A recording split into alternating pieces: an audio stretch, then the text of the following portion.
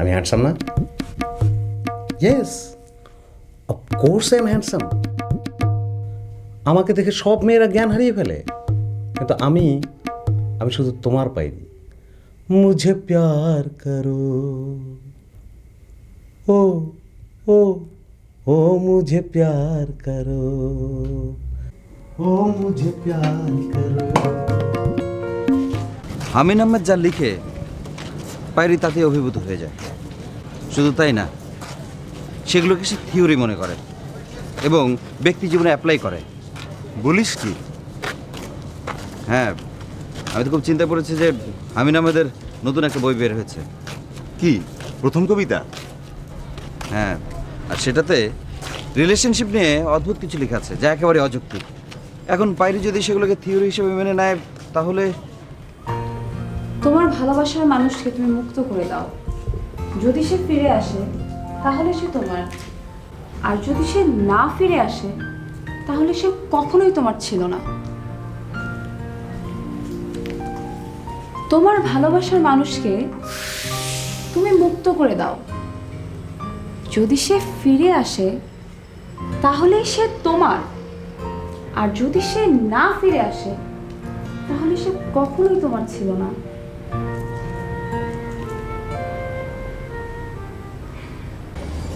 বুঝলাম, ব্যাপারটা টেনশন করার মতো। আচ্ছা, তো দ্বিতীয় কারণটা কি? ওকে, তো থার্ড রিজনটা কি? থার্ড রিজন পায়রি নিজেই। ওর মধ্যে সবসময় কনফিউজড একটা টেন্ডেন্সি কাজ করে, হঠাৎ হঠাৎ কনফিউজড হয়ে যায়। আমি এখন ভয় আছি কোন দিন সে আমার ব্যাপারে কনফিউজ হয়ে যায়। হ্যালো শুভ্র, হ্যাঁ আমি তোমার সাথে দেখা করতে চাই। হ্যাঁ কথা আছে। না না এখন ফোনে বলা যাবে না, সামনাসামনি বলতে হবে।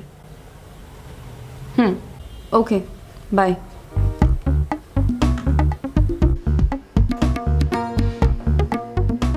আমি জানতাম এরকম কিছু একটা ঘটবে। যা ঘটছে ভালোর জন্যই ঘটছে। এখানে তুমি ভালোর দেখছোটা কি? তুমি 6 মাস আমাদের যোগাযোগ বিচ্ছিন্ন করছো। 6 মাস আমি তোমাকে দেখতে পাবো না, তোমার সাথে কথা বলতে পারবো না। শোনো শুভ্র, এটাই হচ্ছে আমাদের ভালোবাসার পরিমাপ করার একমাত্র উপায়। আমিন আহমেদও তার প্রথম কবিতা উপন্যাসে এই কথাই লিখেছেন। দেখো পায়রি, আমিন আহমেদ একজন ফিকশন রাইটার। তার লেখা হচ্ছে কল্পনাপ্রসূত, বাস্তবের সঙ্গে এর কোনো মিল নেই। কে বলেছে তোমাকে? আমিন আহমেদ বাস্তবতা নিয়েই লেখে।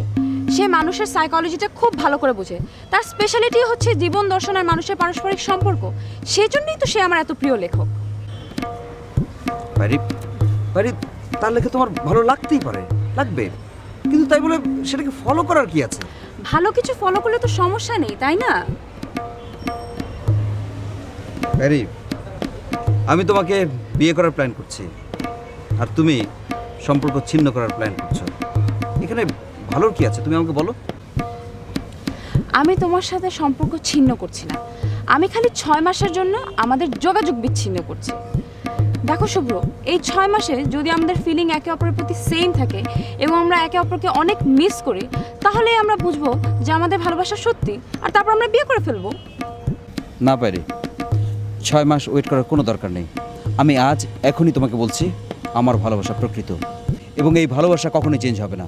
এমনকি আজ থেকে 30 বছর পর যখন তোমার চুল সাদা হয়ে যাবে, আমার চুল ঝরে যাবে, তখনও আমার ভালোবাসা এরকমই থাকবে।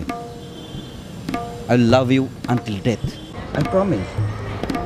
মুখের কথা না, আমি কাজে দেখতে চাই। আজ থেকে ঠিক 6 মাস পরে তোমার সাথে আমার দেখা হবে, ওকে? কোথায় যাচ্ছ? তুমি চলে যাচ্ছ? না পারি, তুমি এভাবে চলে যেতে পারো না। তোমার ভালোবাসার মানুষকে তুমি মুক্ত করে দাও। যদি সে ফিরে আসে তাহলেই সে তোমার, আর যদি সে না ফিরে আসে তাহলে সে কখনোই তোমার ছিল না।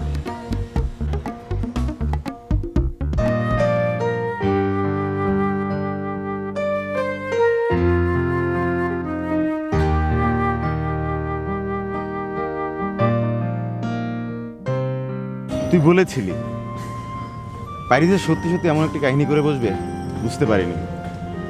এখন কি করবি? কি করব তার চেয়ে বড় কথা হচ্ছে এখন কি হবে? কি হবে?